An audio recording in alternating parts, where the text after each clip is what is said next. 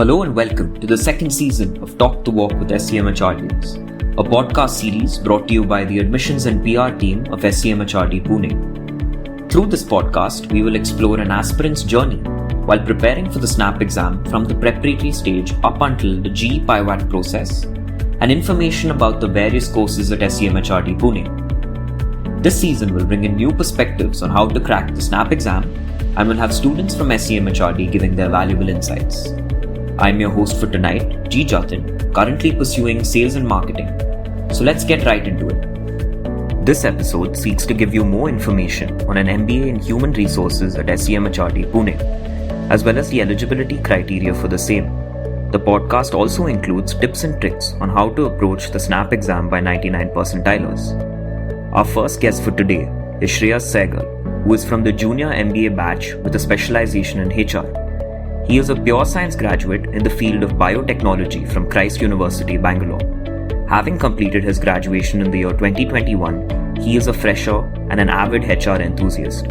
Thank you for taking the time out of your busy schedule and welcome to the podcast, Shreyas. Thank you, Jatin. It is an absolute pleasure to be on this podcast and share my story. I would also like to thank the Admissions and PR team to give me this opportunity. Our second guest for today is Kiran Prabhu, who is from the junior MBA batch with a specialization in HR.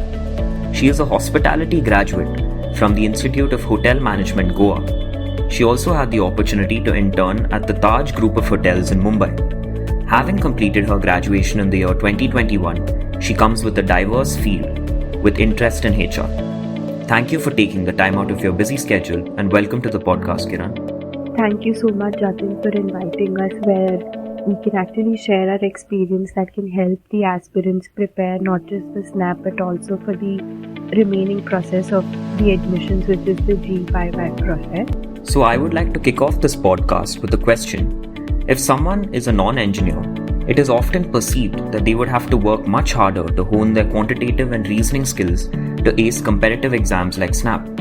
How did you manage your SNAP preparation? And what was your strategy for each of the three sections on D-Day? Shreyas, if you could go ahead and give us your insights on the same.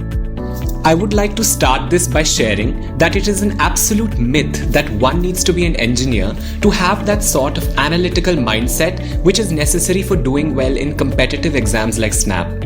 Considering my own background as an example, I come from a pure science degree and had to put in the hours to hone my quantitative ability and logical reasoning sections more in particular.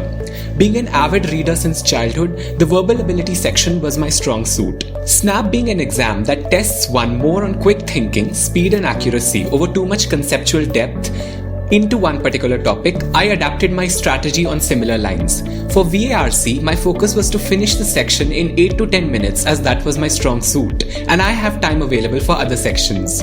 For the quantitative ability section, I worked on my weak areas and used shortcuts like remembering some ratios and their decimal values, percentage equivalence, etc. For DILR, I focused on speed and accuracy and used shortcuts wherever possible so that I can avoid putting pen to paper. I tried to do mental calculations wherever possible for my answers in the logical reasoning section. Thank you so much for that elaborate answer, Shreyas. In my case, since I was weaker in the quantitative ability section, I would focus more on solving mocks and analyzing my performance in the quantitative ability section. So Kiran, how did you go about preparing for the G.Jatin process and maintaining your composure on the D-Day of performance during the GE and PI? Any specific tips to prepare for the PI round? So my plan of action for the G.Jatin process was to keep myself updated with the current trends of the world, like general knowledge about the world economy. So the G.Jatin process is usually around the time when the budget is being presented in the parliament. So one can have a look at that. What are the new additions to the budget? What is the government trying to focus on in the upcoming financial year is very important. Anything in particular, whatever is happening in the business right now, you need to keep yourself updated with that kind of information as well. In terms of the written ability test, it is very important you have a structure to the content that you're writing. I try to have a storyline to my writing. It should have a personal touch as to what you're trying to say, what are your thoughts and how can you put that into words and express yourself to the person reading it. It is actually very important that the other person kind of understands what are your thoughts and what is your story as well. For the personal interview, I was a fresher and I prepared myself with the questions that can be asked based on my undergraduation background. My process was in the middle of the pandemic and hospitality was one of the worst hit industries at that point of time. So what exactly was happening within the industry, the rapid changes, was something that I prepared myself with. Thank you, Kiran. I think you've pretty much covered everything out of the GE PIVAT process. The only tip that I would like to give with respect to the GE PIVAT process is your communication skills. Your confidence will flow through in your PI as well when you are communicating with your panelist. So make sure you guys are brushing up on your communication skills. Moving on, Shreyas, can you tell us how the HR curriculum is designed at SCMHRD and how it covers different aspects of the domain? The SCMHRD HR curriculum covers all functional aspects of HR.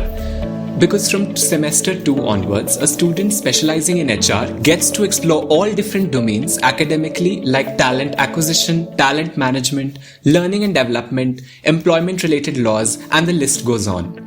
In later semesters, there are also subjects like HR analytics, data visualization, and project management, to name a few, which not only academically enrich the student's MBA life, but also equip them with finer aspects of what skills they would be expected to apply in the corporate world.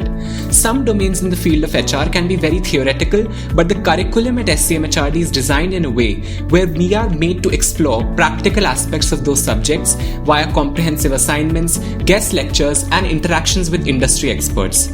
One also has the freedom to choose these electives and tailor the course as per their interests and aptitude. One gets exposure to these domains via guest lectures and conclaves, which bring the industry and academia together. Thank you, Shreyas. I think that again covered all the aspects of the curriculum at SCMHRD. SCMHRD is one of the top colleges in the country, and the curriculum is continuously designed in a way where it keeps up with industry trends and industry standards. So I think that's why the HR curriculum at SCMHRD is so well acclaimed. Moving on, how is the HR exposure at SCMHRD adding value to you? How has the experience within the HR specialization been so far? Kiran, if you could take up this question, please. My experience so far in the specialization has been really good. We've been introduced to a lot of new subjects this semester, and those are kind of helping us gain more knowledge about the domain of HR. Subjects like learning and development, HRD instrument, compensation and reward. So these are the new things that I have been learning, and I'm really excited to learn more about it. In terms of what SCMHRD provides a student is the kind of guest lectures or kind of case studies that we learn in class. So we've been speaking to not just the alums but also various people from different industries who come and speak to us. So the kind of experience they have in the organization, what have they tackled? How are they coping up with the current trends that are taking place within the industry? How is the organization dealing with it? What are the things that they have come up? What are the solutions they have come up with? So this helps us give us a practical knowledge of what exactly is happening within the industry and how can a person prepare themselves before entering the industry as well. Thank you, Kiran. I think SCMHRD is indeed shaping us to be well-rounded students and giving us exposure from various fields. Moving on, what makes SCMHRD a B school of choice for you as someone wanting to pursue HR?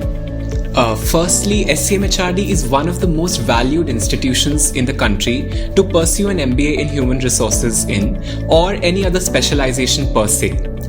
The various rankings, stellar placements, and reputation that the institution has in the perception of aspirants made SCMHRD a B school of choice for me.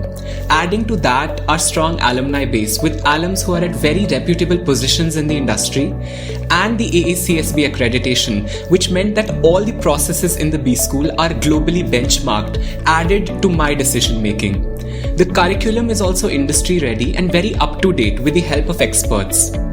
Lastly, adding to this, the life at SCMHRD with different clubs and committees which give a person a taste of managerial skills as one actually manages their academics with other engagements. This sort of experience which was more holistic rather than academic focused, is what ultimately drove my decision to come to SCMHRD. Thank you for that answer, Shreyas.